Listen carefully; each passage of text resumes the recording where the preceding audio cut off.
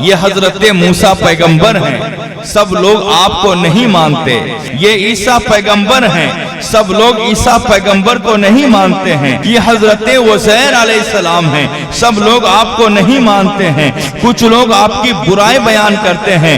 मेरे मुस्तफ़ा को लीजिए, अल्लाह ने हर तरफ से बाकमाल बनाया है। मेरे मुस्तफ़ा खूबियों के जामे हैं, फिर भी मेरे नबी को सब लोग नहीं मानते हैं। कुछ कमबख्त लोग मेरे आका की तौहीन करते हैं। ऐ मुसलमानों, हजरत आदम को भी सब लोग अकीदत की निगाह से नहीं देखते हैं। ऐ लोगों, आला हजरत सरकार को भी सब लोग नहीं मान रहे हैं।